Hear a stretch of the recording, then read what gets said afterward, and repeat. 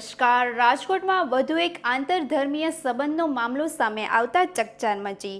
Omnagar circle નજીક રહેતી 24 વર્ષીય યુવતીને પ્રેમજાળમાં ફસાવ્યાનો પરિવારજનોએ આક્ષેપ કર્યો।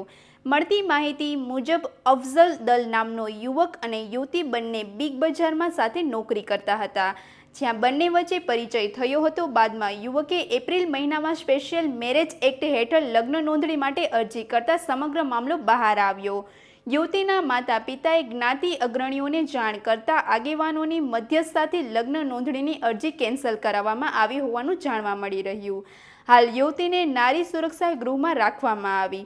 પરિવારજનોએ યુવતીને પરત સોંપવાની માંગ સાથે વિધર્મી યુવક સાથે લગ્ન ન કરાવવા અપીલ કરી। સમગ્ર મામલે વીએચપી આગેવાનો પણ પરિવાર સાથે જોડાયા હોવાનું સામે આવ્યું। વધુ સમાચાર માટે જોડાયેલા રહો આરપી ગુજરાત ન્યૂઝ રાજકોટ। મારી દીકરી નોકરી કરવા જતી બિગ બજારમાં એક નરાધામે મારી દીકરીને ફસાવી લીધી છે અને પ્રેમ જાળમાં ફસાવી છે। તો મારી દીકરી પાછી જોઈ છે અને મારી દીકરી સાથે લગ્ન કરવા માગતો હતો, પણ અમારે એના સાથે લગ્ન ન કરે। મારી દીકરી જ જોઈએ છે। મારી દીકરીને અત્યારે અમે નારી સુરક્ષાને મોકલી દીધી છે અને મારી દીકરીનું આજે આવું બન્યું, કાલે બીજાની દીકરીનું બની શકે। આરોપીનું શું નામ છે? તમારી શું માંગ છે? મારી દીકરી પાછી જોઈ છે, બીજું કઈ નહીં। આરોપીનું નામ?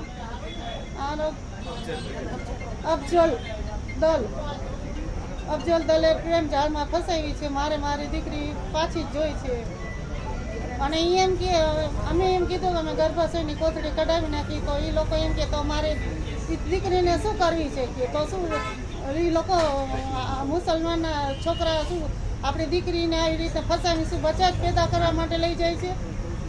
મારી દીકરી મારે પાછી જ જોઈ છે, બીજું કાંઈ નહીં। મારી દીકરી જોઈ છે। આજે મારી દીકરી ઉપરથી કાલે બીજાની દીકરી ઉપર થઈ શકે આવું। મારી દીકરી જોઈ છે, બીજું કાંઈ નહીં। હું એને લઈને જ લઈશ ને, મને આ લોકો બધા સાથ આપે એને હું મારી દીકરીને લઈ લઈશ જ। બજરંગ દળ વાળાને મેં સંપર્ક કર્યો છે, વિશ્વ હિન્દુ પરિષદ સાથે મેં સંપર્ક કર્યો છે અને આરએસએસ સાથે સંપર્ક કર્યો છે। તો મારી દીકરી જોઈએ જ છે અને દીકરાને સજા હોવી જ જોઈએ। આજે મારી દીકરી પરથી કાલે બીજાની દીકરી પર આવું ન થઈ શકે ને। આપણા હિન્દુ મુસલમાન લઈ ન જાય ને એવું જોઈએ। મારા નણંદ છે ને 5 વર્ષ પહેલાં બિગ બજારમાં જોબ કરતા, ત્યારે એ બે હારે જોબ કરતા। મારા નણંદને ફસાવી લીધા તેને અને પ્રેમ પ્રકરણમાં કે હું તારી સાથે લગ્ન કરીશ, હું તને આવી રીતના રાખીશ। પણ અમે 1.5 મહિના પહેલાં અમને ખબર પડી કે એ લોકો મેરેજ કરવાના છે, એટલે અમે મૈત્રી કરાર છે ને એની પાછો ખેંચાવી લીધો। તો એ લોકોએ મારા નણંદને ફસાવવાની કોશિશ કરી, તો મારા નણંદને તે એની સાથે લઈ ગયા। તો અમે એમ કીધું કે તમ તારે તું લઈ જા, પણ અમે છે ને એની ગર્ભાશયની કોથળી કઢવી લઈ। તો કે ગર્ભાશયની કોથળી તમે કઢવી લો તો મારે શું એનું કામ છે? મારે તો એની સાથે છોકરા માટે જ મતલબ છે, બીજો કાંઈ મતલબ નથી મારે એને। તો કે મારે તો એની સાથે મેરેજ કરવા નથી। આરોપીનું શું નામ છે? અફઝલ નામ છે તેનું।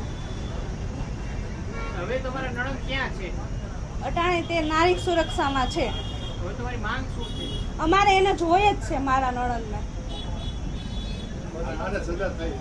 અને આને સજા થવી જોઈએ। આવા નરાધમો મુસલમાન આપણી દીકરીને લઈને એને શું બચ્ચા પેદા કરવા માટે જ લઈ જાય છે આપણી દીકરીઓને।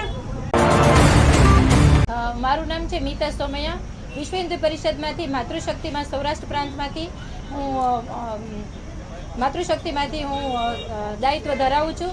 અને અમે અત્યારે આ વિધર્મીઓ દ્વારા જ્યારે અન્યાયો કરવામાં આવે છે ત્યારે વિશ્વ હિન્દુ પરિષદ છે, બજરંગ દળ છે, માતૃશક્તિ છે, આરએસએસના લોકો છે અને બજરંગ દળના લોકો, અમે લોકો બધા સાથે મળી અને અન્યાયનો અમે સામનો કરીએ છીએ।